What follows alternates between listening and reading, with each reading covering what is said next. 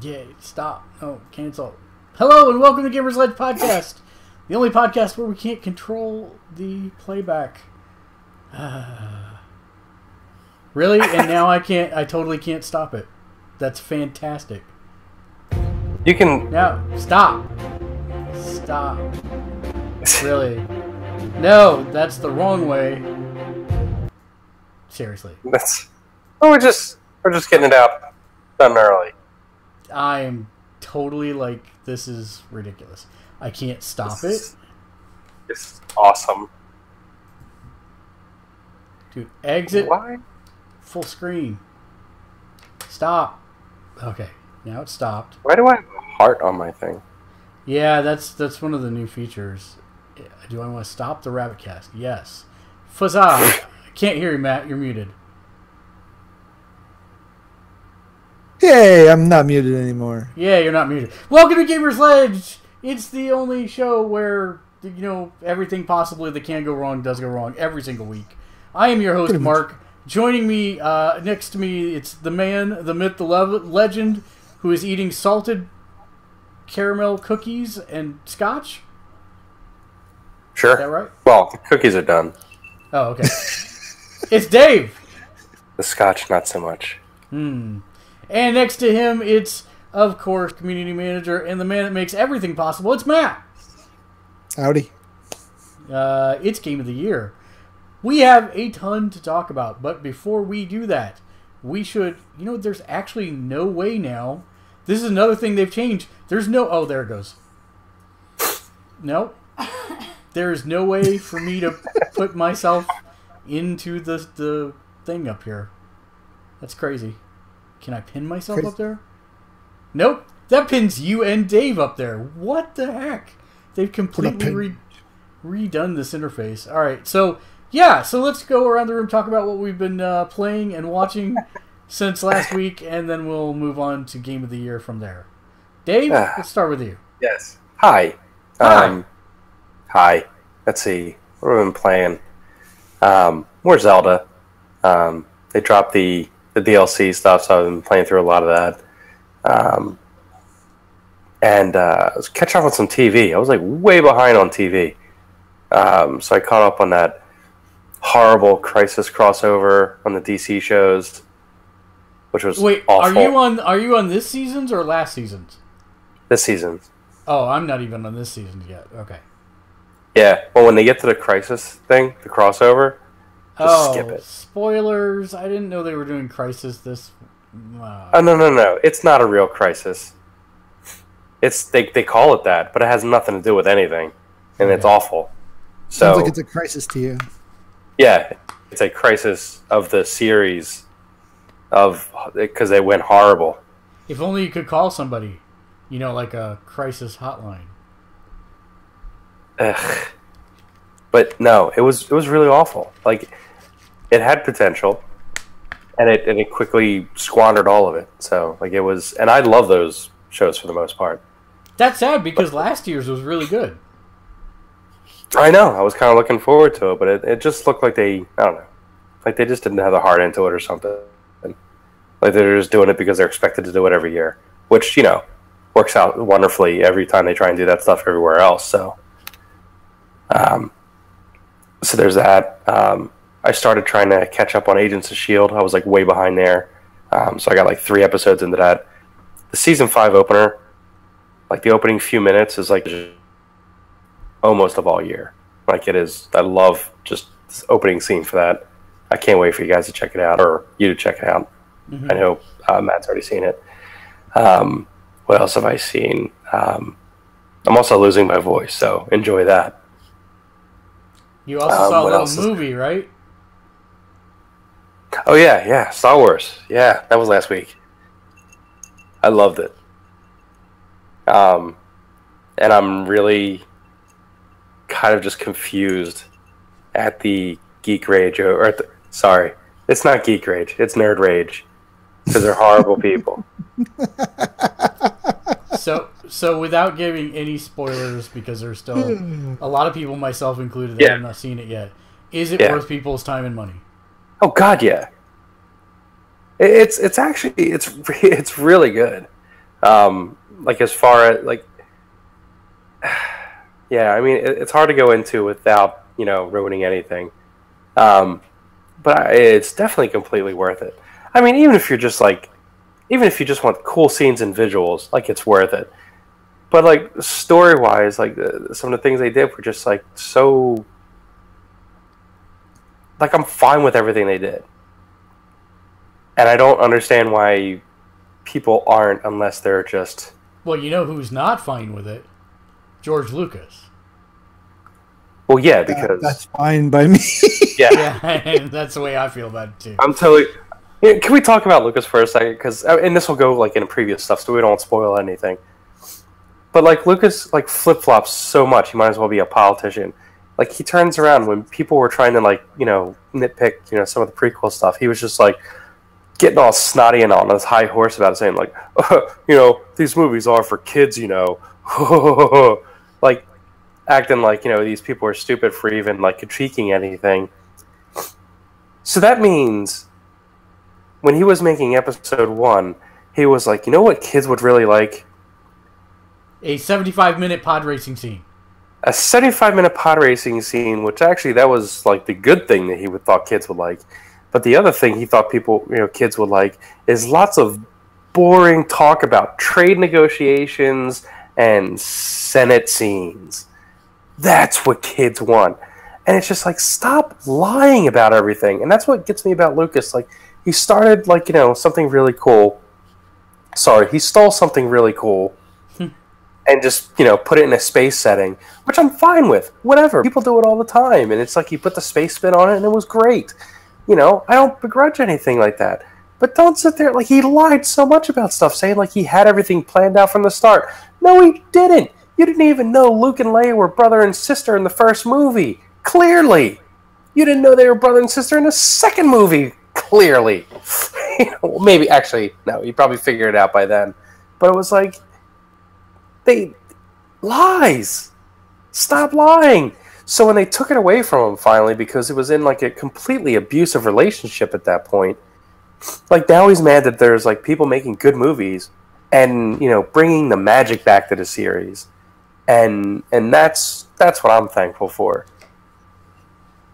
Like sometimes you things have to take a life of their own, and I'm cool with that. Which is ironic because that was actually his justification for somebody else directing Empire and Jedi, was that other people needed to influence the series. It couldn't be the brainchild of just one person. Exactly. And what was the result of that? Good movies. Like anyway. Know. Yeah, I do. Have Ian has a shirt. If you really feel very strongly about it, you can get a shirt from him. It says words I can't say on this podcast. Yes, so true. So let me ask this: have either of you watched the Riff Tracks version of Episode 1? No, I didn't know they did a Riff Tracks of that. We may need to load that up here and watch it together. Because not tonight. No, not tonight. But I'm just saying, yes, that may need to be done because it's amazing. It is amazing. Yeah, that seems like a good idea. It helps. Did you watch anything else? I'm caught up on Rebels, Star Wars Rebels, which is the Disney cartoon they have for that, which also I'm pretty sure is really enjoyable. 60% of the movie-going experience and TV watching experience is now Disney, so I don't think you have to qualify it like that. Well, yeah, but it's on the Disney station. Like, it's on Disney TV. So, I actually I got something pointed out to me yesterday that I want to know how you two feel about it, because I was completely unaware of this. Are either of you familiar with the demands that Disney made on movie theaters to show yes. The Last Jedi? Mm-hmm. Do you know anything about this, Matt? No. Probably fell into my hole. I was not reading anything about that movie even remotely at all before. Yes, yes, me too. That's probably why also. But they went Evil Empire. Oh, they went super Evil Empire. For any theater to show The Last Jedi, they have to put it in their biggest theater for a minimum of a month, and they collect 65% of all revenue of the showing. Otherwise, you could not show Last Jedi, which, sure, in an 18 Metroplex in the city, that's not that big a deal. But for rural theaters, that's pretty much, screwing them out of any other income or any other movie income. Well, to a degree. I mean, if you go with the whole they make their money off the popcorn theorem, it really doesn't make any difference because they can't prove what movie they were buying popcorn for, so they can't count the popcorn revenue. Well, sure, but still 65% of a movie ticket goes straight to Disney. What's the normal rate? I have no idea. If the normal rate's 60%, then 65 is nothing. No, I don't think that is the case. I'll see if I can find it. But I think the normal rate's 10%. I'm kidding. I'm just making that up. That's because it just sounds. Everyone just wants to make Disney like completely evil, and they're only semi evil. Only having to have it in your biggest theater for a month. Actually, probably not at theaters. I mean, because people are going to want to go see the movie, and when they get relegated to with the crap back a week, crappy experience. So, why is it giving me low bandwidth warnings? Because you were low bandwidth. I guess it's Trump. He's taking your bandwidth. Did you pay extra for your internet this week? Oh my god, that's exactly what they repealed something. Yeah, the net neutrality thing. Jesus Christ. For the USA, it's about 60%. So they weren't going that evil empire. Oh wow! I really thought the number was lower than that.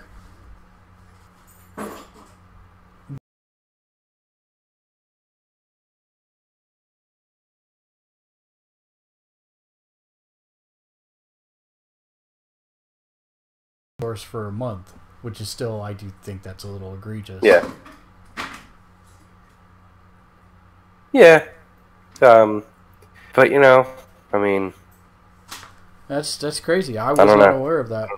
So then, but I was under the impression that they had to pay for those versions of the movie. So maybe they get those gratis, and then just have to give 60%. So Matt, you missed it, but the actual is 60%. So they weren't that evil empire in asking for 65, but possibly evil empire in asking for it to be up for an entire month in their largest theater. You're on mute again. I did that so that you wouldn't hear me dropping my headset around, but yeah, that's probably, it depends on what's coming out in the next month, within a month of the release. Yeah, I don't know what's coming out in I think December, beginning of January. So yeah, well, actually, a lot of stuff. There's like The Greatest Showman. There's a lot of Christmas related movie releases. So that's kind of but they don't. They don't what? They don't matter. Oh my God. They really don't. If you've got the choice of seeing anything in this, you should clearly be going to see. I'm just saying, like from Matt's example of the biggest theaters, usually the one that has the best sound system, all that kind of stuff.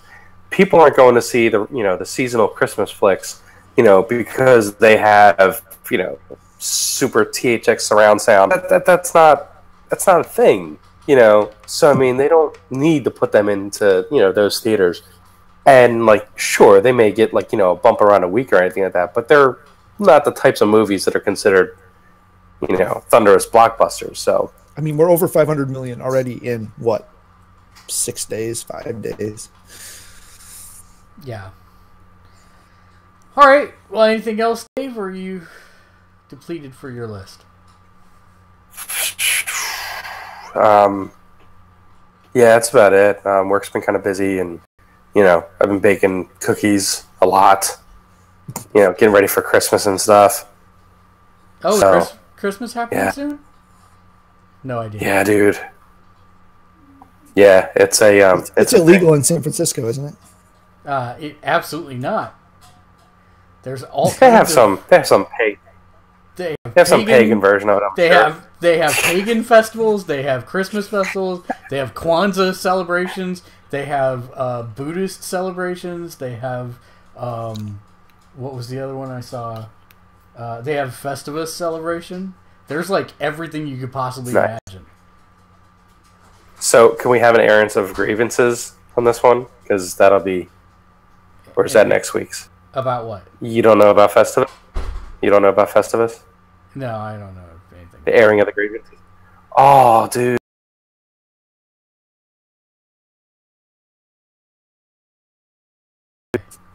Matt, how about you? What have you been playing or been up to for the last week? It's been a bit light. I picked up Hellblade. Got a ways into that. Yeah, that is definitely a unique experience, and I do enjoy it. The things they did with that game, considering it's like what 16-member team. Yeah.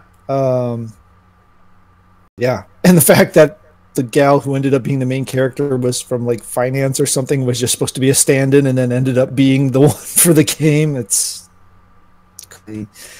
But yeah, so that doing that, still playing Zero Dawn. I will finish this game someday, I swear to the heavens. That's one of the reasons I haven't gone back, to be honest. I played the epilogue for the Battlefront story that the Last Jedi patch update, whatever. Let's see.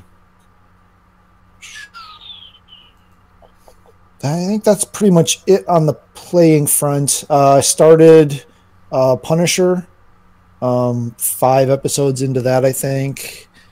I am all caught up. No, I have 1 episode left of Agents of S.H.I.E.L.D. I caught up on something. I didn't prepare my list this week. Caught up on something. I don't remember what it is. I still have a couple episodes of Orville to watch. Oh, but I guess that season's over. Yeah, it is. Yeah, that season's wrapped up. I'm caught up on that show too. That was a solid opener to a series. Has been so far. I haven't caught up on Rebels yet. A lot of this is just, hopefully I'll get a lot of this caught up over winter break, because, the kids will be home and I'll be home. And we'll actually have everybody in one place at one time so that things can get watched. We did a few episodes of last season's Supernatural too, with the wife. I think that's about it. It's been fairly busy time.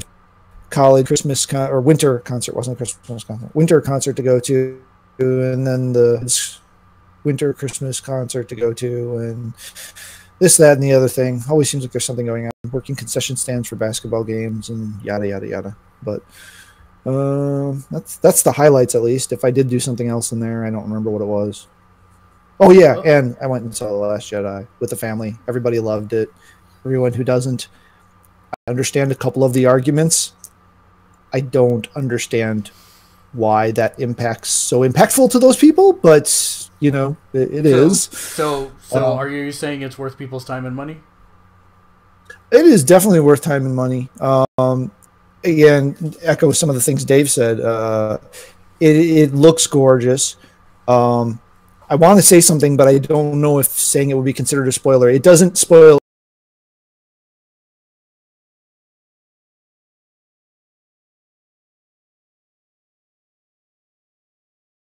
Caution on that one.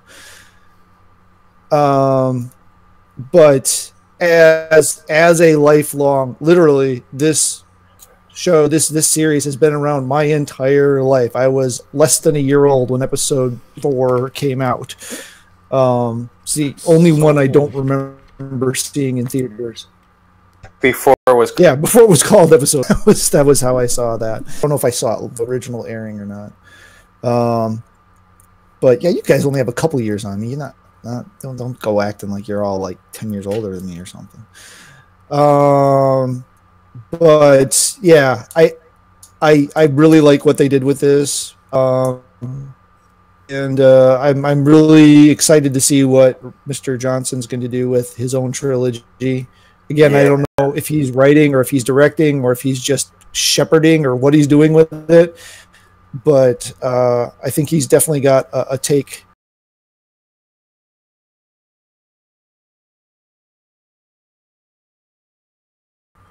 The movie seems to be more like an ending to the trilogy than a middle part.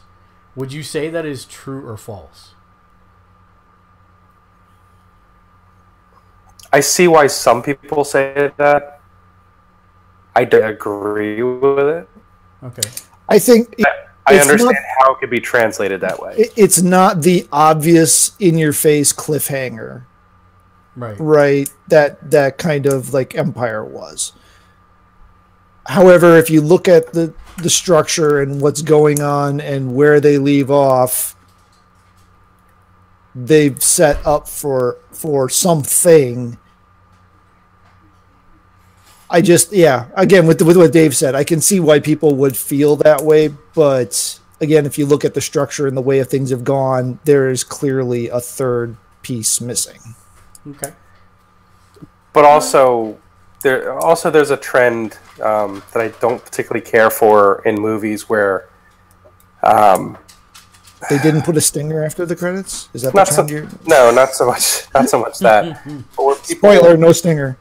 Where people want things spoon-fed to them, where they want, like, everything, every little question they have needs to be answered. That would be the death of this. That would be the absolute death of this if they tried to do that. And it's like that's not that's not the way life works.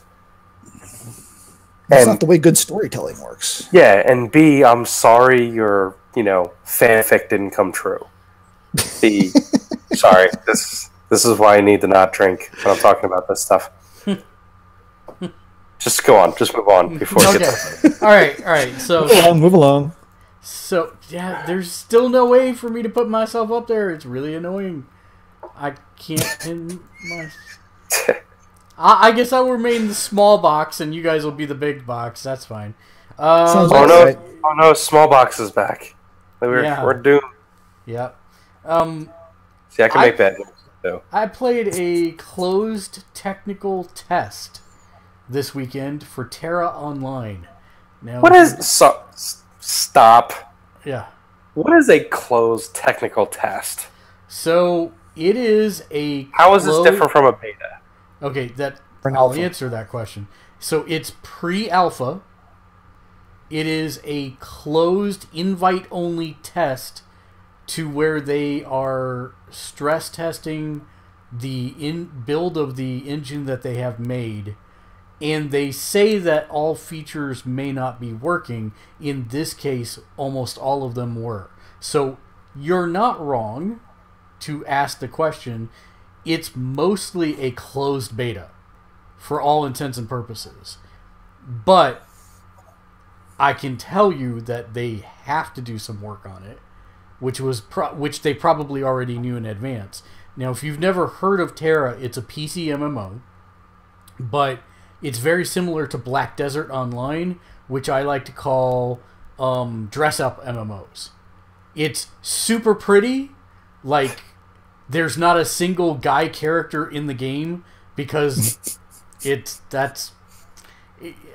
really, but it's very it's all graphics. Like my wife looked at it and was like, "Oh, I think I want to play this game," because she's a graphics snob like that. And I was expecting it to be horrible because when I played Black Desert Online, it has like the most powerful character creation system ever made. And you can make literally anything, and it looks beautiful. But the gameplay is horrific. It is like a shell of an MMO and is not good. So I went into Terra with pretty low hopes. And actually, it's not a bad system at all. They actually do a couple things that I really like chain combos and stuff between abilities.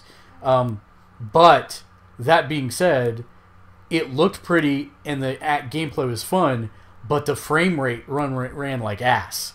Like, you would go into places and the PlayStation would just stop for 5 seconds.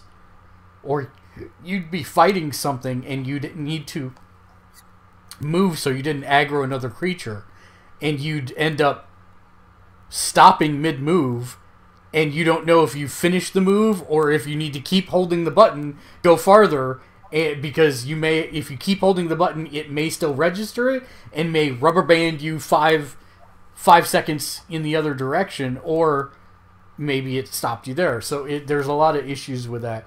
I'm not saying it did that all the time, otherwise the game would have been unplayable, but especially when you went into cities or you jumped on, they had a Pegasus that you would ride to get between zones, and that was basically a slideshow if it didn't stop altogether. So there, I think, Dave, to answer your question, because they're not even in technically declared alpha stage yet, I think they just ported their PC code over and they wanted to see how bad it was. And so that's kind of what my question was. If it was something that was pre-alpha, like was there like a specific thing they were looking to test? Because usually when something's that early, like, they're giving you specifics to test. Yeah, so they actually did a exit survey that I got today, as a matter of fact, and it looks like the 3 things that they were looking at were, number 1, performance. That was the very first question. How well did the game perform? Which I did not give it very good marks on that. And then the second one was they built a new UI just for this compared to their PC version. So they wanted to know about the UI system, and then there was a menu system, because all of that was brand new for the console version and is completely different on the PC version. And so I told them that one of my pieces of feedback was the UI was fairly intuitive and I had no problem navigating it, but one of the big problems is that there were a couple things that were quality of life issues that were really bad. I had to go into my inventory bag all the frickin' time because I kept picking up new things and there was no easy way to compare them. So when they asked for suggestions, I kind of made the suggestion of, if you do it in Diablo, that's a really elegant way to do it. You can see, oh, I've got 3 ups. Oh no, I want to junk that. For 1 button press, it's already marked as junk. So when I hit town next time, it's just going to sell all that crap and get out of my inventory. So there were little things like that, but overall, it was absolutely beautiful. Probably the best looking MMO on PS4 that I've seen yet. It's almost Black Desert online quality, was really, really high res and high good looking, very high sheen on it. But this actually has some solid gameplay. Is high good looking an official term? No. It's me talking off the top of my head. Can't let that. I'm sorry. That sounded funny. It's okay. That's all right. So was it anime style? Because the icon you had showing on your thing looked very anime style. Not at all. Actually, it was more.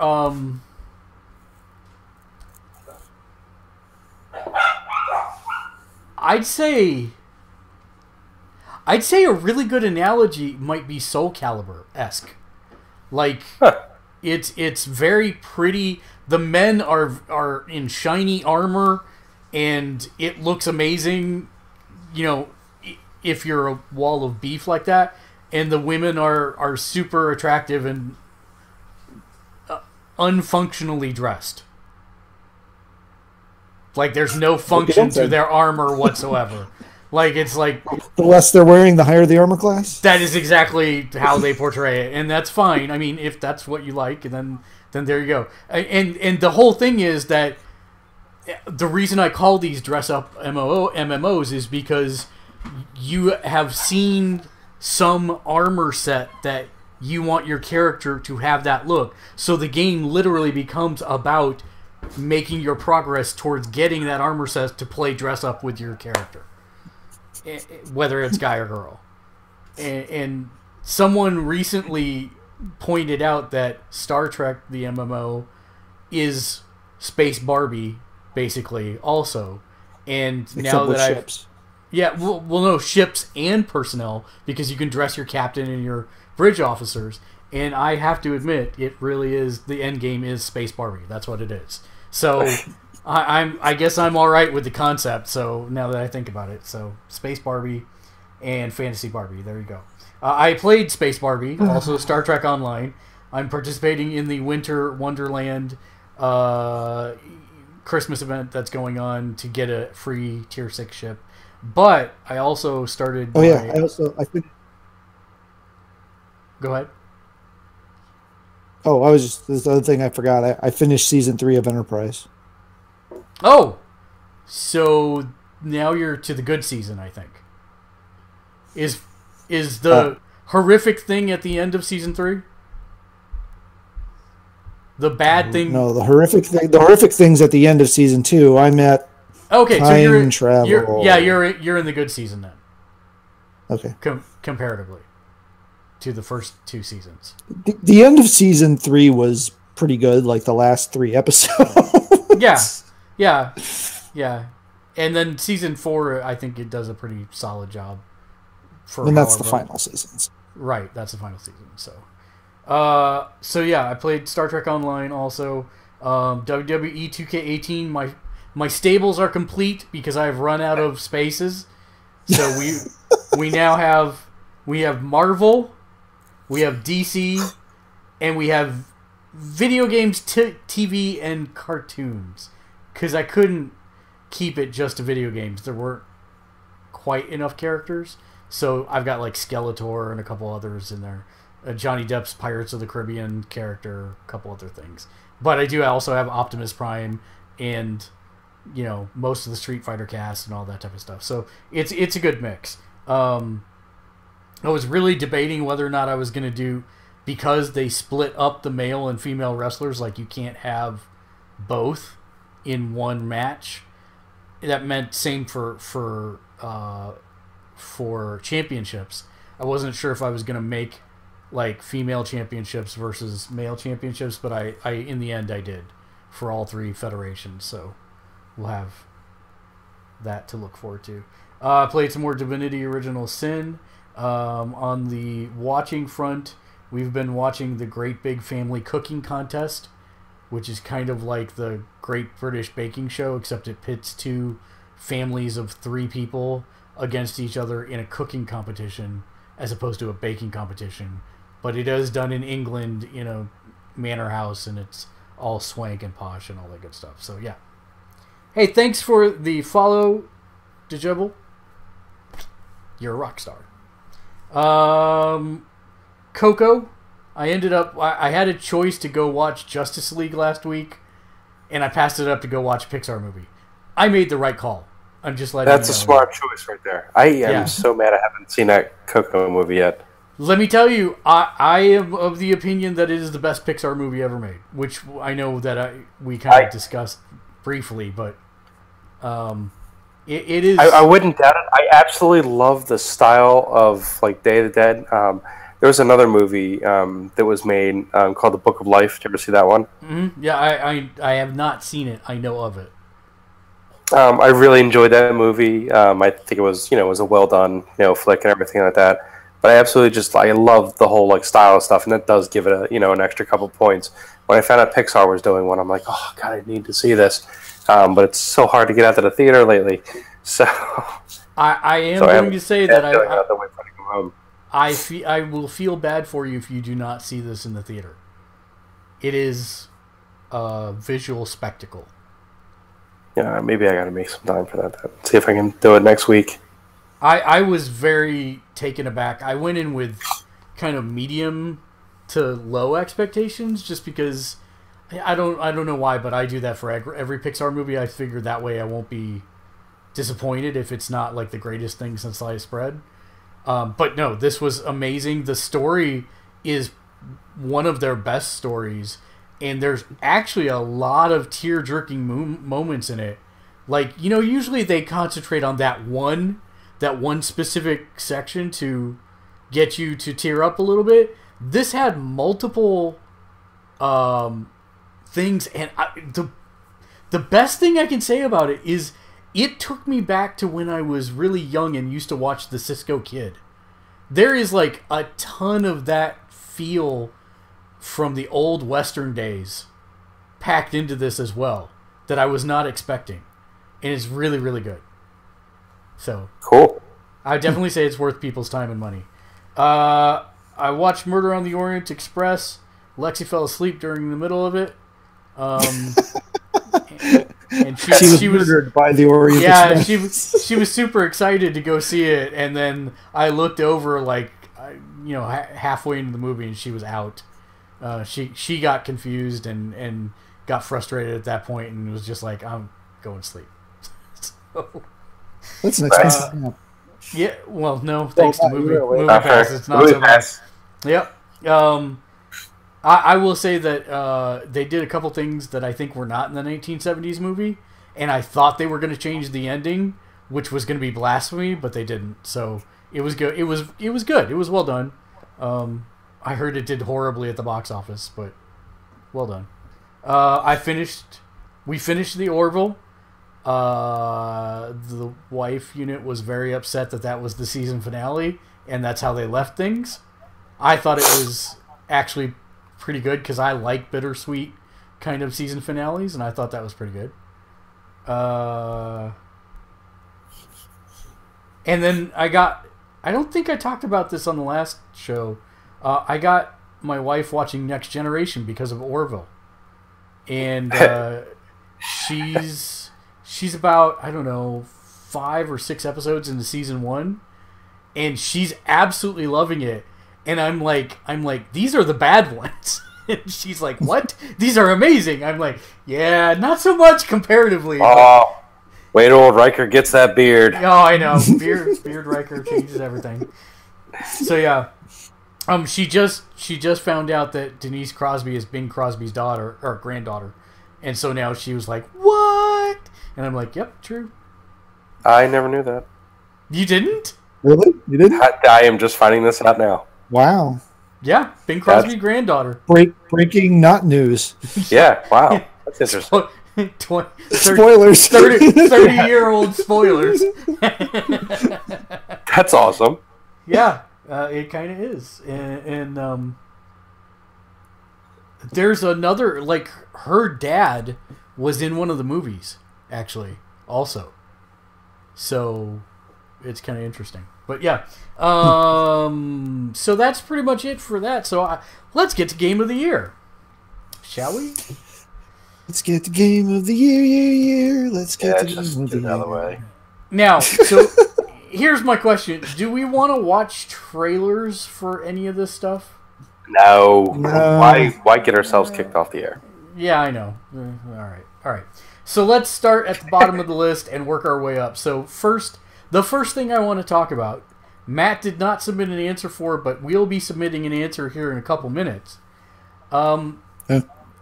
This is not a measured category, but the game you had the most fun with. Dave, why don't you start? What was the game that you had the most fun with in 2017? That came out in 2017. The game that I had the most fun with, I mean, it has to go to, Zelda Breath of the Wild. I played that game for an obscene amount of time, and I continue to play the game, so it just gets more obscene. I haven't done that for a game in literally years. So, yeah, as far as just time sink and a game that I played the most of, Zelda all the way. There was just so much stuff to do in that game. And just exploring around it, it really scratched a lot of itches for me all at the same time. So it was kind of a perfect storm of time sink for me. And by the way, I should mention that I can show videos as long as I mute the audio. Yeah, don't bother. Let's just talk. Right. Our words are way more important, and that's what everybody wants anyway. That is absolutely true. Everybody wants our words. They crave our words. All right, so Matt, do you have yours, or do you need a minute still? No, I can. I'm. You know I think there's an interesting pattern that's going to develop here, by and large, for where this goes. But you must be about to say Horizon Zero Dawn. I am, in fact, about to say Horizon Zero Dawn. Similarly, I'm fairly certain that any game that I say in recent history that I've poured an obscene amount of hours into are probably at least triple what Dave has put it into the Breath of the Wild, which is why I have a problem with him obsessing about this game so much, because he has not played any of the similar style games of other series. Put a pin in that, leave it on the floor. Step on it later. If you liked it, you should have put a pen in it. Sorry. Yeah, my thing is, if the other game wanted to get my Game of the Year vote, it would have kept my interest and I wouldn't have strayed. No. Really? You bought a system for that game. You bought a system for Breath of the Wild. You're telling me that there's any possibility at all that you could be playing a game and that system launched and it would hold your attention even after you just bought this shiny new I gotta play it on the toilet Switch? Oh my god, yeah, I've done it like 3 times in the past with new systems. That you didn't play. You didn't play that were Zelda titles. What's that? That weren't Zelda titles. Well, you're making my argument for me here. No, hey, this one was good. I mean, there's other times where I've done it where I've put the system down. I've played old systems. That's happened numerous times in the past.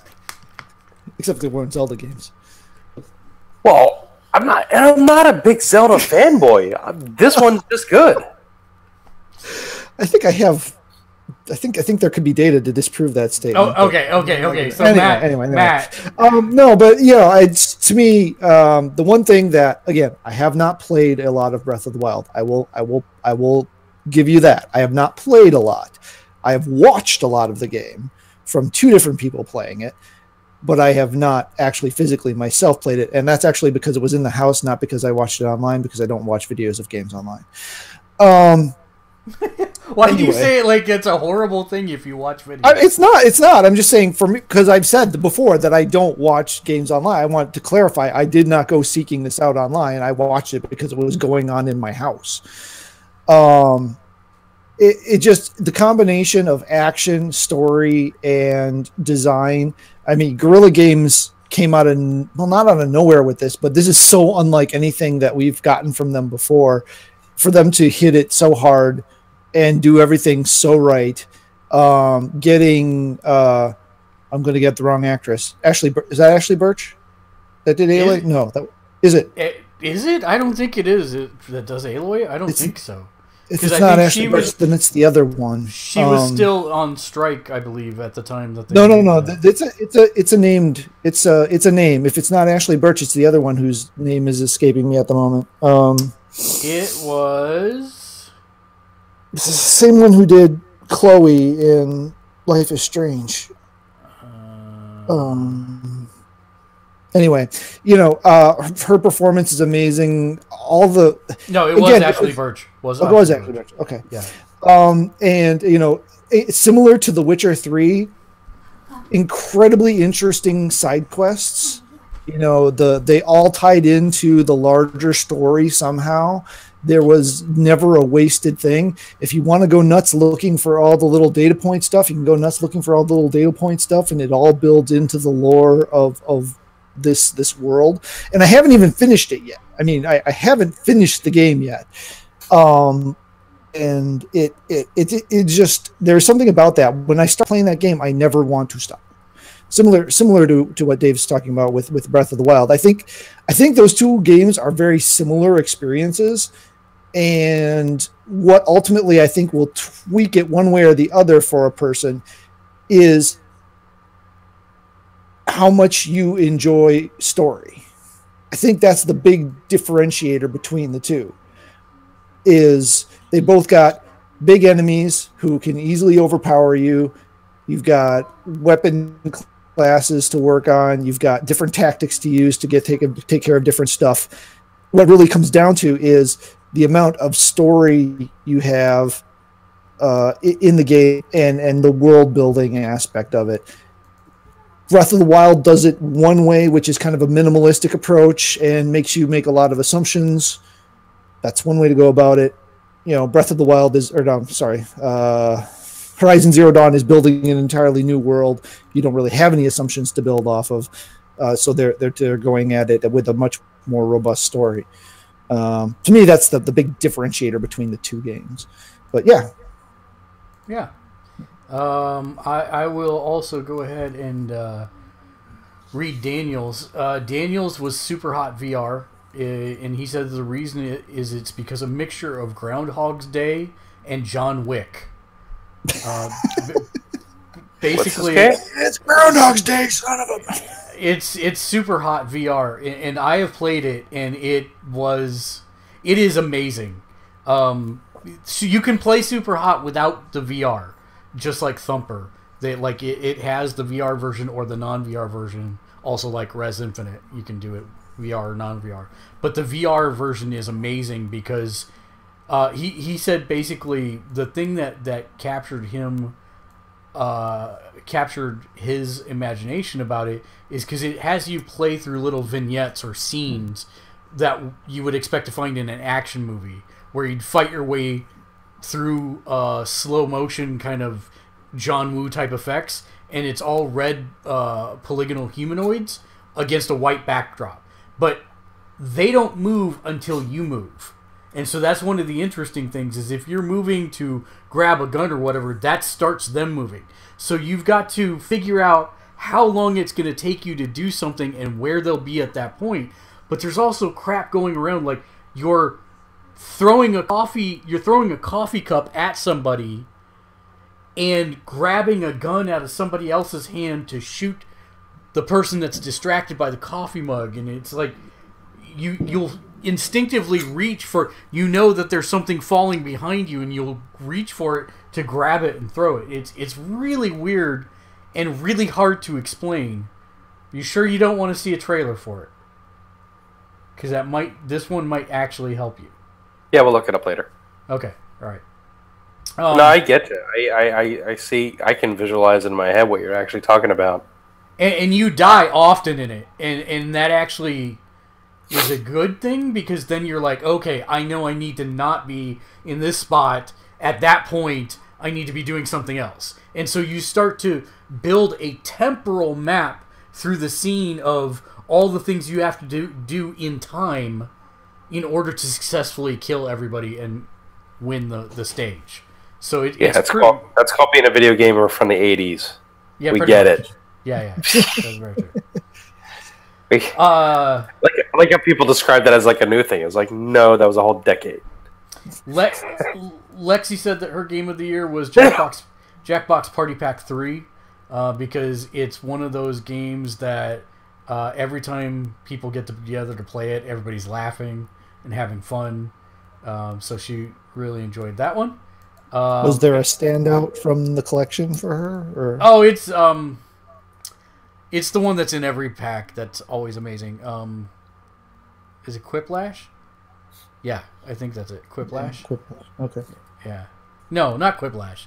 What's the one where everybody, like, it's a fill in the blank game, and there's only two choices? Is it Quiplash? Yeah, that's Quiplash. Yeah, that's okay, Quiplash. Yeah. Okay. And then Reggie Filame, friend of the show, he wrote in his was Neo. Not Nier, but Neo. Not Neo. Interesting. Yeah.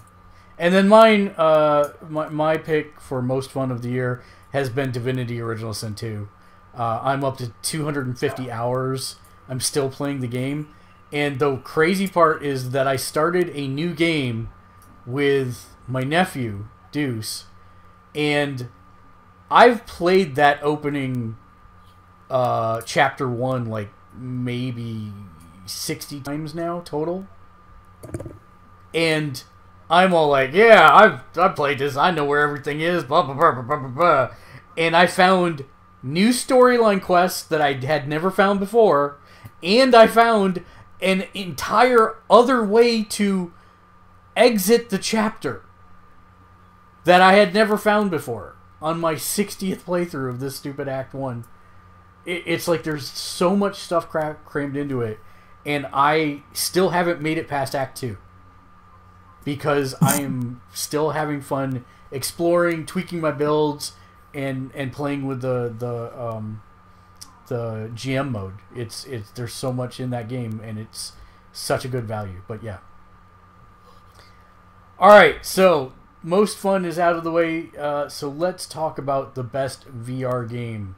The nominees this year were Farpoint, Superhot VR, Fallout VR, and Star Trek Bridge Crew. This one was pretty knockdown, drag out for Star Trek Bridge Crew and Superhot. Those were the two finalists, but the winner for this year's best VR game of the year was Superhot VR. He was very close, but that was it. I don't think either of you played Star Trek Bridge Crew or Superhot, have you? Sad Nope. Panda. Sad Panda. I haven't played anything in VR. All right then. When are you coming out this way? I can hook you up. Not for a while. That's not exactly true. You put on that pixel headset thing. Yeah, I have to find that. So technically, you have played something in VR. Yeah, but was that this year? I thought I got that last year. I don't know. You didn't cage it to this year. You just said you'd never played anything in VR. So I'm just fact checking you. Oh, I see. Well, technically, I didn't actually play anything. Pretty sure it was just a couple demos where I just like looked at stuff. That's most of VR games. Oh, okay. Well, then maybe I did. So the weird part is that both of you. It had a little motion thing. Does that count as? I mean, it's true VR at that point when you have a little thingy, right? A little waggle. A little nub. A waggle stick. No nub. Well, wasn't a nub. It was a little waggle. A little waggle. You can sit there and waggle a thing. That's what makes it VR, right? Oh, having a little waggle. Yes. Yes. The strange part about our next category is that you both play mobile games, yet neither of you nominated any mobile games for the list.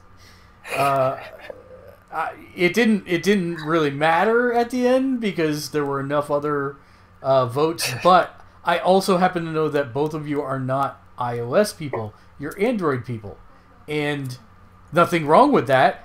But because of that, because you guys didn't nominate anything from Android side, an iOS-only game won Best Game Mobile Game of the Year, and that's HQ. And if you're not familiar with HQ, it is a live trivia game show that goes on at 12 Pacific and 6 Pacific, and they give away cash prizes. And it's 12 questions every time. They give away cash prizes. The highest one's been about 10 grand, and you get to keep it all or split it in amongst all the winners if there are multiple winners. And it's actually really good. I honestly think it's like the groundwork for some kind of content delivery system, like live concurrent but they have gone from when I started playing the game, I think a couple months ago, they were at like maybe 20,000 concurrent users, and they are now consistently up to 530,000 concurrent users for every game they play, no matter what the size of the jackpot is, which is pretty amazing. Doesn't always work well at that, but the game always functions, even if the video doesn't work. So, but yeah, HQ is the best mobile game of 2017 for Gamersledge. So I guess the only thing, I only had one game that I played from, well, two games from this that but only one that would have been nominated, and that would have been the Stranger Things game, which has absolutely nothing to do with the show. I mean, it is themed after the show, but it has as much to do with the show as any 80s license tie-in. Yeah. But it is actually a pretty good Zelda-esque clone. With, you have a rectangle, and each screen is a rectangle, and you got to solve a puzzle to move on to the next screen or kill some enemies or something. So, my mobile gaming issue is twofold. I'm too distracted when I grab my phone to like look at communication apps, because anytime like I would have to actually play a game, I have like people like texting or whatever, bugging me about stuff. So like I tend to spend time on that. And the second thing is, ever since I started working for a cybersecurity firm, and I'm really clued into the news and everything, it is terrifying the kind of malware that's on mobile platforms now. Did you hear about the latest one that has just a whole different mess of payloads that includes like cryptocurrency miners and stuff that can literally blow up your phone? You guys never even heard of this stuff. I hear about. No, I know about the cryptocurrency stuff. Crap your pants on a daily basis, and that's why I install no apps on my phone anymore. Daniel says, Just nothing. Dill, I forgot that one had come out. 2 of the kids play that. I'm not sure which one he's talking about, but yeah, he just probably the blow your phone up cryptocurrency. Yeah, that's it. Yeah. That's probably the kids play exactly. It's terrifying. Don't install anything on your phones ever. That's basically my advice at this point. It is. Well, it takes so much to actually turn into a true security acolyte. Oh my god, it's terrifying. Let's talk about the best rhythm game of the year. So the 2 contenders were Res Infinite and Thumper, which are games. Neither of which were this year, were they? Actually, what? they were. Yeah. Thumper. Okay, wow. Yeah. Thumper had a re-release on the Switch, so technically that counts also. But Res Infinite actually didn't come out till August of 2017. Yeah. Huh. It's weird because I played it like 2 years before that, but it still didn't come out until August of this year. Yeah. Wow. When you look at these 2 games, they have things that are like crazily similar, but then they are vastly different games. They're both on rails. In the case of Thumper, literally, it's a Hot Wheels track, so you can't go anywhere except where the rail goes. They're both music oriented, but one's a shooter and the other one's not. Yeah, sort of. One's a shooter, one's a blower, one's a blow-upper. Yeah, you get blowed up. Well, no, Thumper's kind of like a race. It's like a racing game. It is kind of like a racing game, but you do have attacks in it. But it's more about building a mechanical vocabulary of things that you have to do that create the song. Whereas Res is more about living in the songs and looking at things to destroy them. But anyways, both very, very good. Very, very good. What's that? The winner is. The winner is Res Infinite. So well, of course. I actually think Thumper was robbed. I like Thumper better, but that's all right. You're insane. Nah. Best. No, I mean, I like Thumper.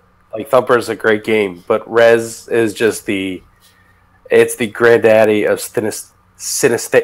Oh, hold on, there's a word. Hold on, I got it.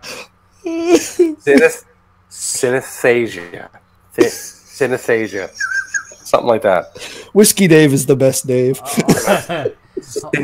Autoerotic wait, no, Stranger Things. Synesthesia. That's it. That's Euthanasia, it. That's the word. Why do you want to kill all the children? What? No. Synesthesia. Oh, okay. That was like the tagline of the game, wasn't it? I don't think so. No. Best Fun story... fact, remember the original game came with a little vibrator thing? Do you remember that? In Japan? No. Does anybody remember that? No. Res came with a little vibrator pack that you were supposed to like sit on or something like that. I swear to God. This is not a joke. They did not include this in the US release. I wonder why. There was a weird thing in Japan. Shocking. Alright, so best story-based game. This is a difficult category. How do you define a story-based game? Yeah. Well, so the official definition is it is a game. It's a game that concentrates more on story than other aspects, and telling an engaging narrative. Right. There were several that kind of fell by the wayside that I actually think shouldn't have, and Hellblade: Senua's Sacrifice was one of them. Because I think that's actually a really good... But that was nominated. What Remains of Edith Finch is another one that fell by the wayside. Really good story in that as well. Persona 5 is another one that fell by the wayside. And Persona 5's story was very strong. But the top three were Horizon Zero Dawn, Divinity... Original Sin 2, and Legend of Zelda Breath of the Wild. No. See, that's... Yes. The winner was Horizon Zero Dawn. So I agree with that. The best story-based game for 2017. I love the way that they kind of went about the backstory in that game. I actually... That stuff was so good. You know, it's like picking from 1,000 riches at this point to me. It's like... None of these games are bad, right? It's like they're all phenomenal games. I think for me, Legend of Zelda isn't as good on story simply because it's more of a world building techniques than it is here's the actual story and let it unfold. You know, whereas Horizon is more of a traditional here's the story, now you're playing this part of it. And I think that's a little more interactive. I still think Divinity got the shaft there because the story in Divinity is amazing. But that's me. How do you know you haven't even made it through chapter 2 yet? Yeah, but I've made it enough through the origins of characters because they include you can have these origin characters as your party members, and each one has a different story to tell, and you help them through that process, help them through their origin story. It's really, really good. And then you've got your own origin story that you're playing through at the same time. So it's really good. Just accept it. Yeah. He's going I have to. Best fighter. He's doubling down. Best fighter for 2017. There was no contest in this one. There couldn't have been. Actually, there was. Tekken 7 and Injustice 2. Tekken didn't even come out this year. Sorry. Wow. See, Dave. Yeah. No, it's just... What? It's just, come on. Injustice was so good. It was. Did you play Tekken? No, because I actually hate Tekken. Well, it doesn't matter. Injustice 2 won by a landslide, so yes. Injustice 2... Yeah, I'm not a Tekken fan, but Injustice 2 was really good. Well, that whole Pokemon aspect of it, I think, really put it over the top for me. The fact that you could train your superheroes and not have to play them, and then this is the game that he put a book on the X button or something. That is absolutely correct. Yeah. I kind of hate it now. Just because I exploited it. Yeah. Yeah. I totally get why he loved it. But as far as fighting games and everything, it was really creative, well done, looked great. I mean, it had everything that you want out of a fighter in it. I mean, building upon that whole, when they brought back Mortal Kombat, that whole style, they just knocked it out of the park. I will be really interested. Go ahead. Oh, sorry. Apparently, it's also now the owner of the cheapest combo ever with the addition of Adam. You just keep mashing the square and everything dies, I guess. Oh, nice. Let's try that. Yeah, I haven't tried that one yet. I will be very interested to see how much of this system carries over in the next Mortal Kombat, because you can be assured that a lot of it will. Especially the opening of boxes and stuff like that. I really think that's where they're going to go. So. Oh, that's happening. Yeah. That's totally happening. So Injustice 2 is your 2017 Best Fighter. And Daniel referred that he was talking about Stranger Things Mobile. He forgot that came out. Oh, okay. Let's see. Best Puzzle Game for 2017 boiled down to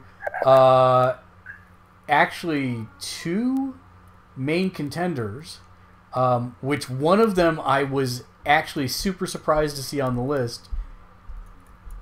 Mario and Rabbids, which was a very good introductory XCOM, as Reggie put it, because once you play Mario and Rabbids, you have no problems picking up XCOM. You know, I don't even think of it that way. But, I mean, I've also been like an old school kind of player of those games. Yeah. But that game is surprisingly good. It is a love letter. It is a love letter to Nintendo from a couple Ubisoft developers, which still makes me think that they're going to end up buying them eventually. So that was the first contender. The second one was Super Hot, because again, it's basically a puzzle game, interactive puzzle game that puts you in the center of it. And the winner of Best Puzzle Game for 2017, and now winner of 2 separate categories, Super Hot VR.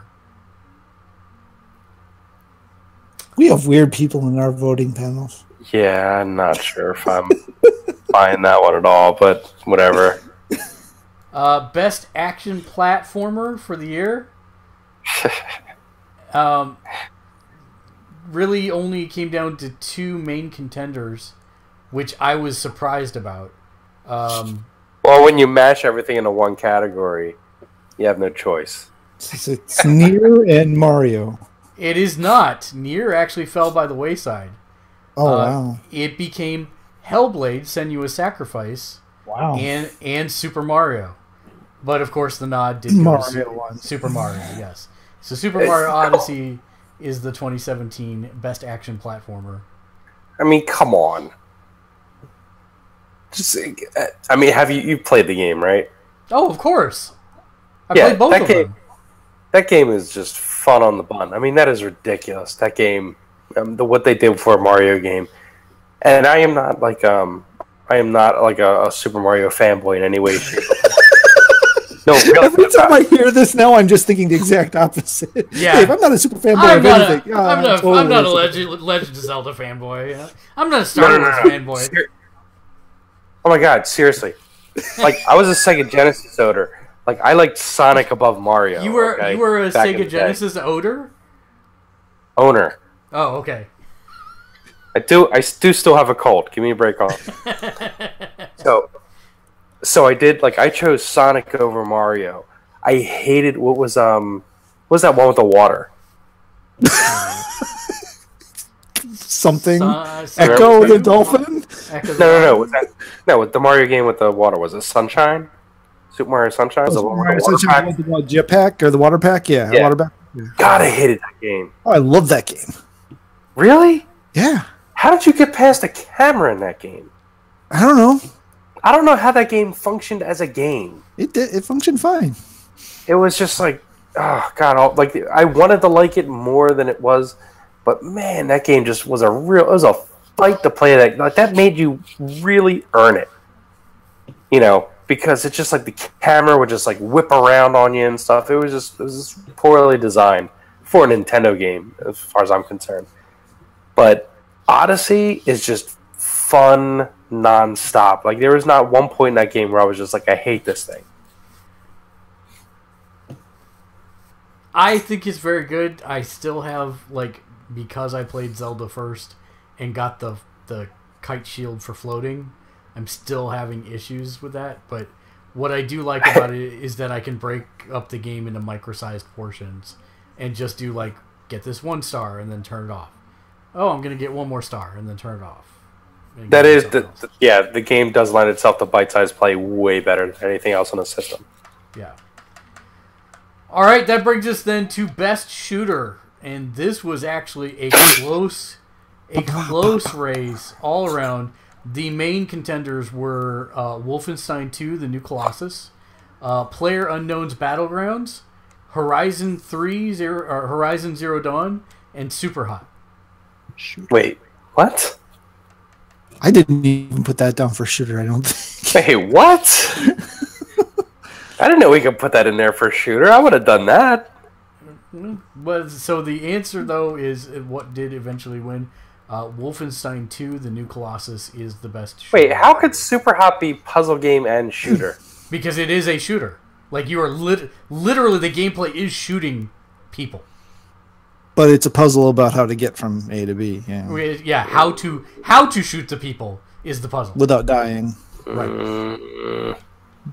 It didn't win. Let it go.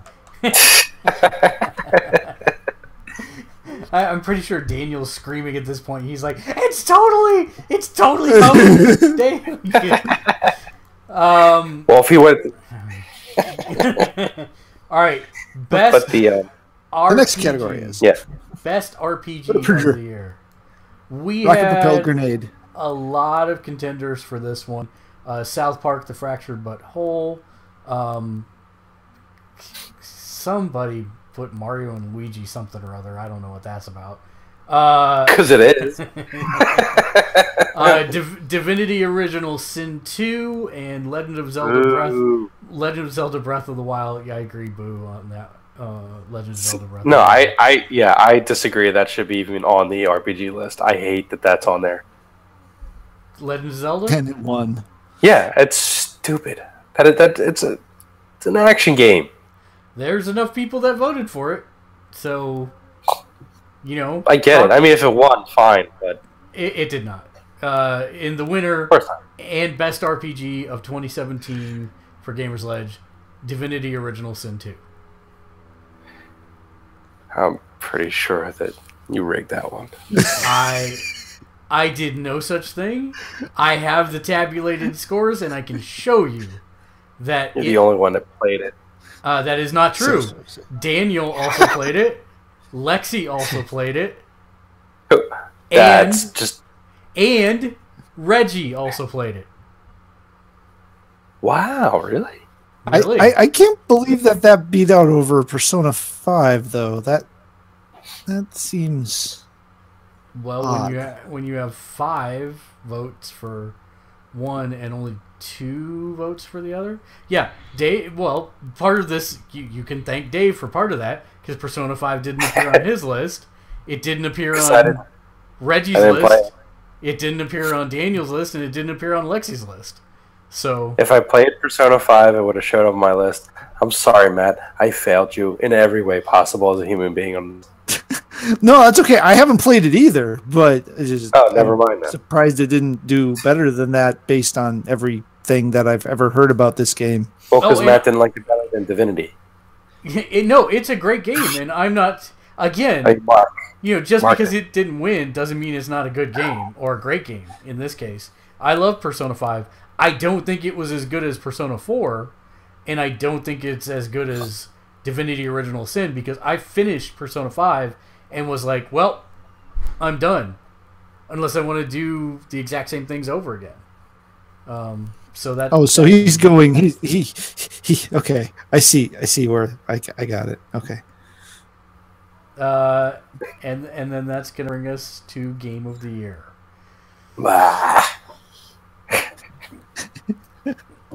So the list of nominations was large and across the board. And forced. No, I want that out. No, there. Okay, we'll remember that. Hey, Hellblade, Send You a Sacrifice. Star Trek Bridge Crew, which was a surprising one for me, that actually showed up enough times to make it into the series contenders. Divinity Original Sin 2, Super Mario Odyssey, Horizon Zero Dawn, and Legend of Zelda Breath of the Wild. Let them work on the sequel first, man. Don't rush them. Yeah, I know. Horizon 4. It was 3 last time he read it, so he's got some kind of sequence in the brain. Yeah, no, it's number of vote tallies. It's getting a sequel. It's getting a sequel. Yeah. Don't pressure them. Okay, let them make a good. So I've already said my piece on Divinity Original Sin 2, why I felt it's the game of the year. I think it's infinitely replayable. There's always something new. It's fully voiced. It's gorgeous, and you can play it with. I mean, the console port's already done. I don't know why they haven't announced a release date for it for PS4. And I can guarantee you that by this time next year, assuming they release it this year, which I think they will, we will be talking about it again in exactly 1 year. And I will drub all of you over the head to play it because it's that good. He's going to force the issue. Oh, yeah. But it's going to be like the whole new SKU thing all over again. Dave has already really thumper switch. Like you've got one room to talk. Thumper switch release is a new SKU. Thank you very much. I'm pretty sure that you couldn't play that as a portable before, could you? Oh my god. Dave's already said his piece about Legend of Zelda. Matt's already said his piece about Horizon Zero Dawn. Star Trek Bridge Crew, I do want to take a moment to highlight because this was one that appeared on multiple people's lists.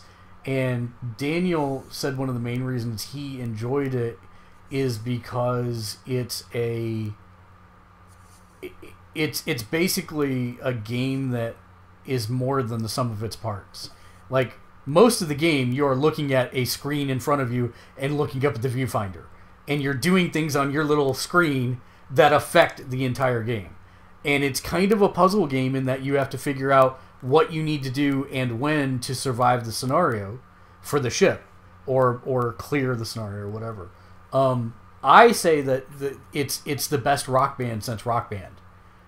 It's one of those things that when you get 4 people together playing it, it's suddenly you feel like you're part of a team doing something that you've always done and always known how to do, even when things go wrong. And it's funny and it's fun because people are busting each other up all the time, and I think it's a great game. So if you have a PSVR or a Vive or an Oculus, you really do owe it to yourself to get Star Trek Bridge Crew.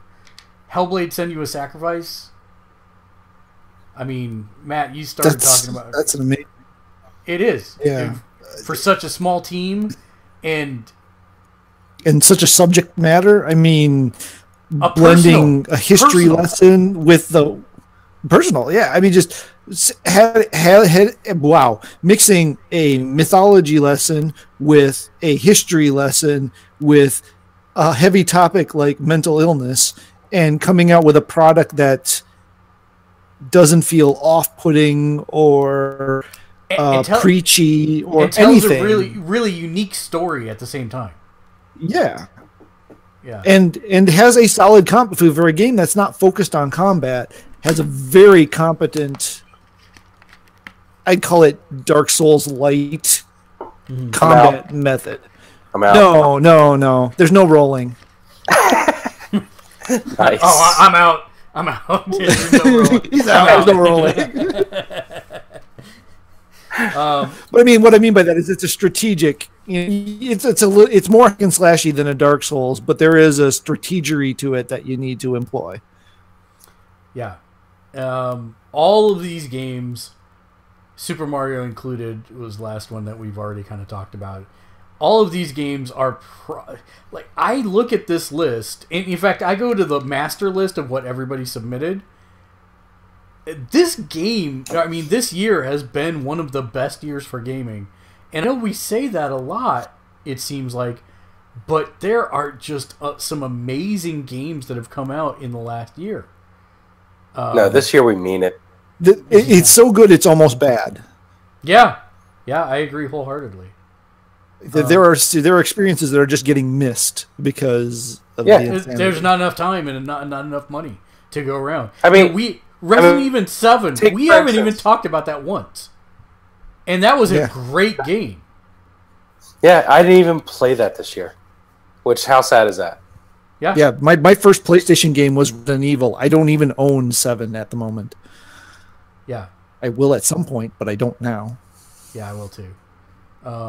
Uncharted: The Lost Legacy. That is a solid game. And it's like, it's cast to the wayside because there's so many other amazing... We haven't talked about Cuphead, which...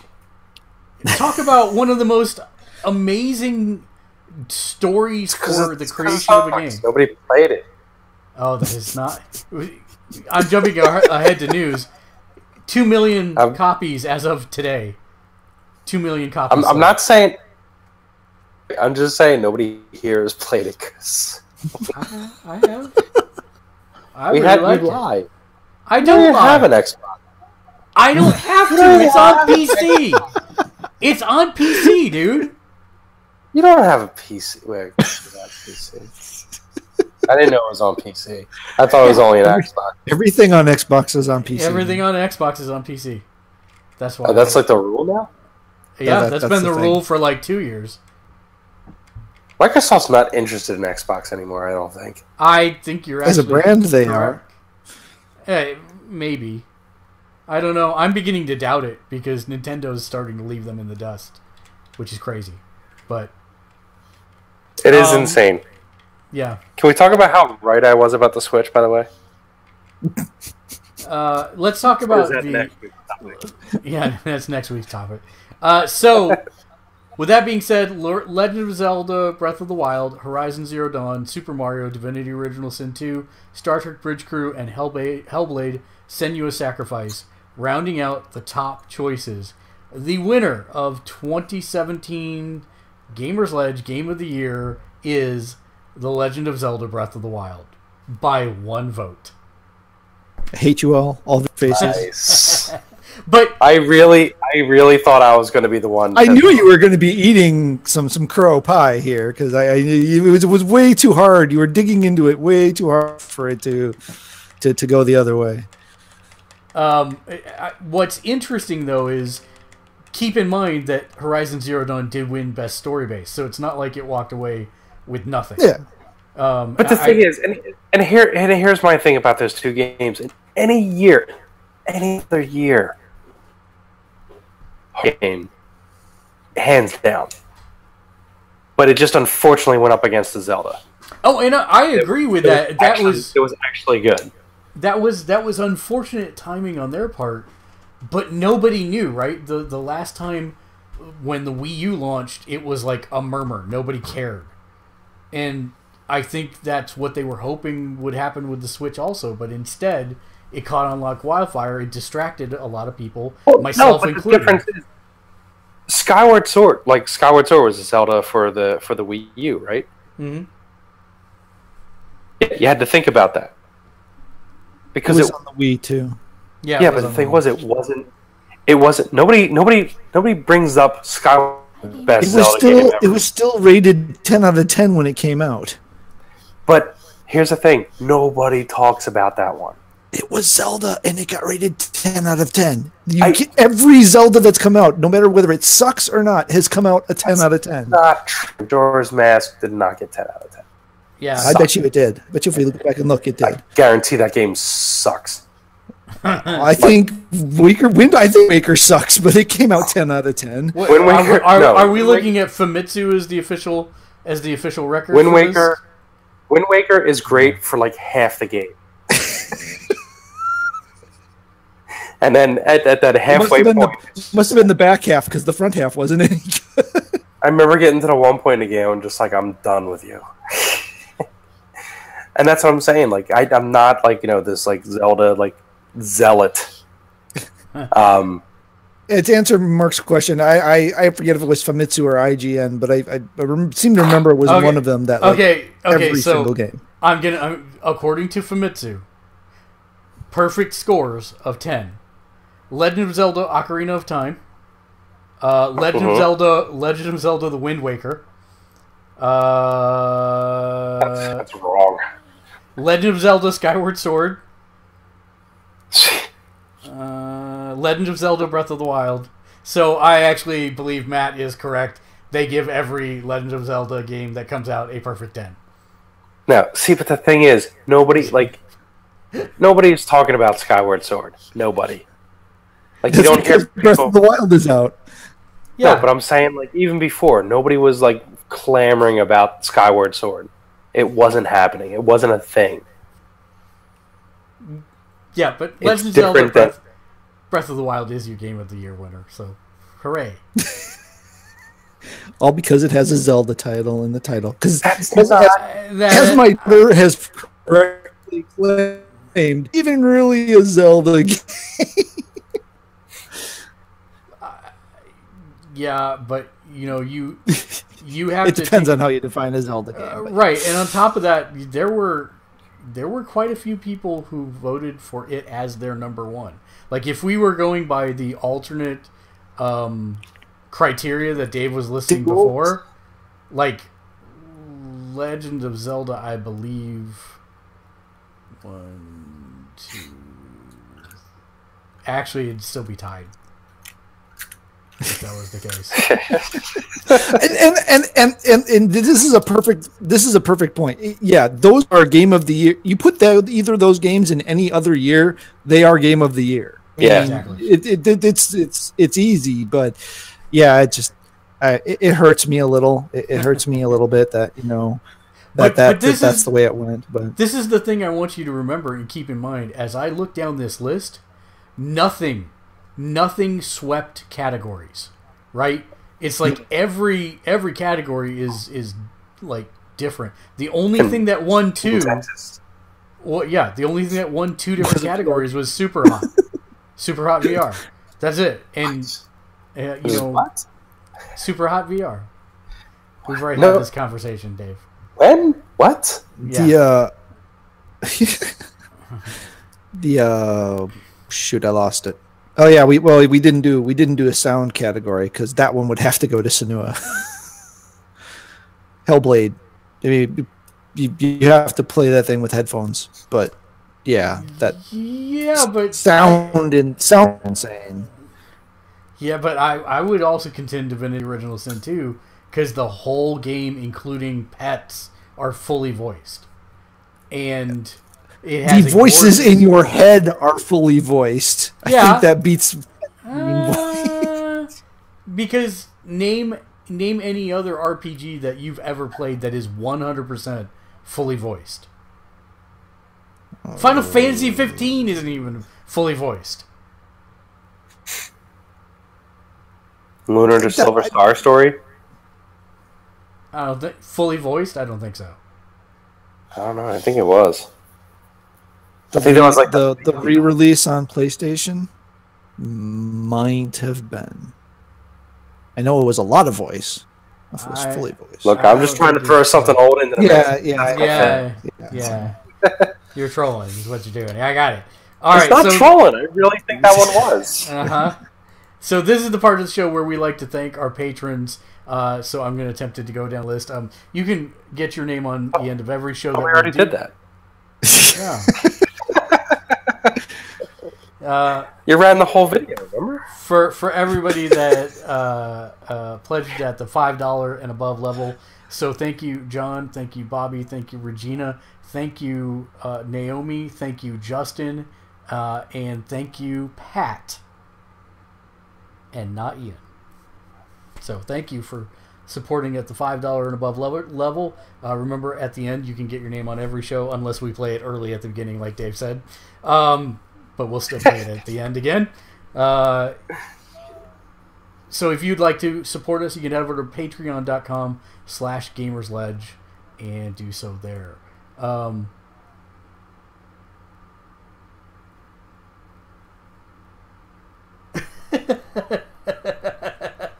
Daniel took a jab at you, Matt. He says, everyone likes Injustice 2, so it's terrible. Like life, Matt.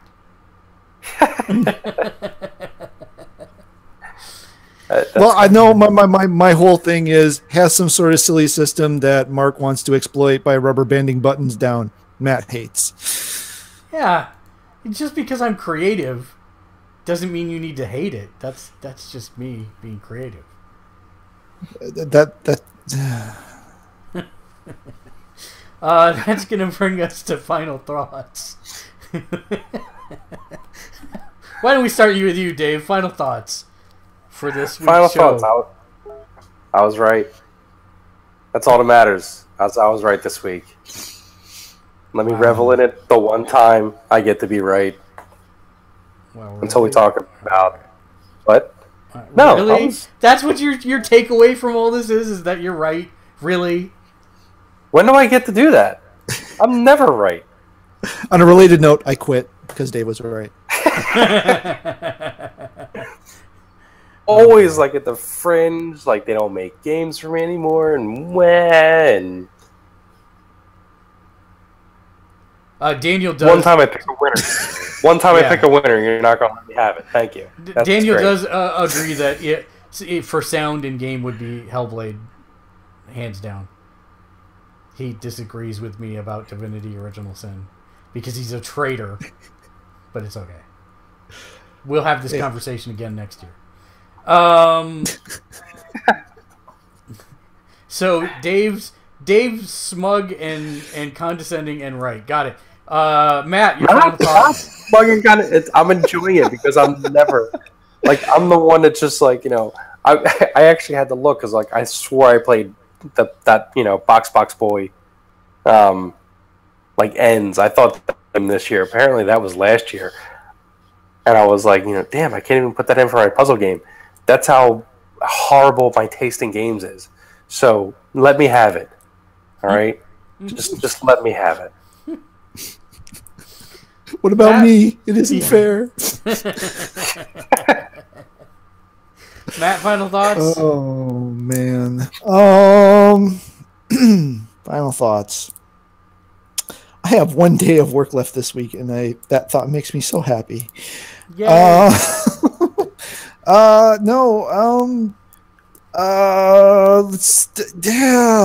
Punisher is good. The Runaways is good. Good. Go watch good TV because there's good TV, but there's way too much of it. So pick your battles carefully. Unlike me, who tries to watch them.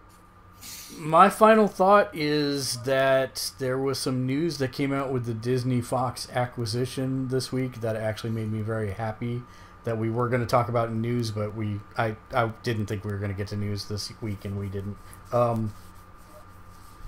One of the interviews with, or one of the stories that we put up was an interesting op-ed piece or editorial piece written about how Disney may cancel The Simpsons in the acquisition because Disney is known for taking the core of something and then trying to figure out how to make money with that core and support the fan base and put it in other things that will make more money.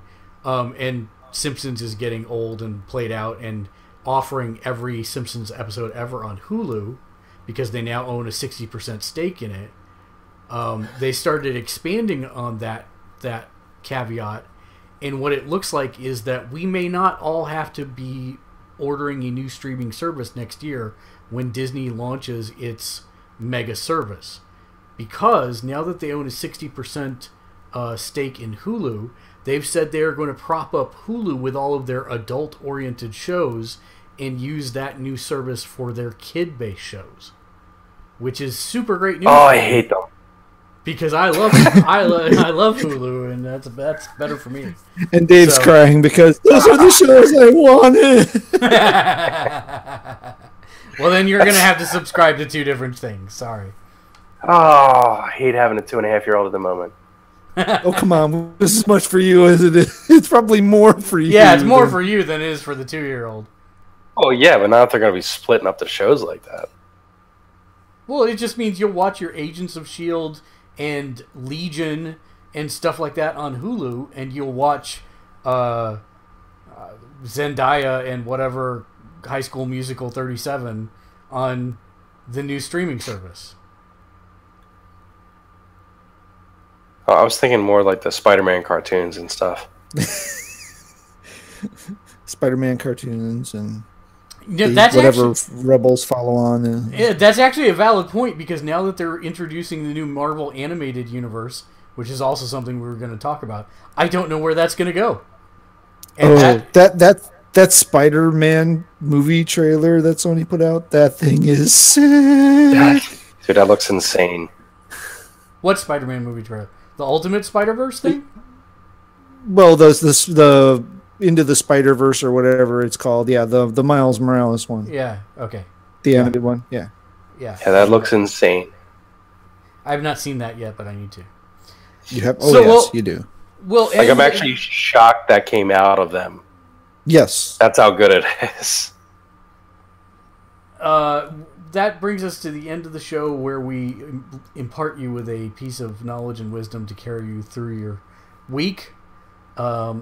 Hey, Dave. Don't make me a part of this. Dave. Why should you not write with a dull pencil? Really? You're going to go with the one that's that easy? Then what's the answer? Because there's no point? Yep. Okay, good. So since you got that one right, then I got a different one to do. Oh. So see, why did you get it right? Now he's gonna do it to us again. Yeah, I didn't know that would happen. I thought that would just deflate him and make him not want to do this anymore. It embiggens him and makes him more stronger. So Dave, a pair of jumper cables walks into a bar. What does the bartender say to them?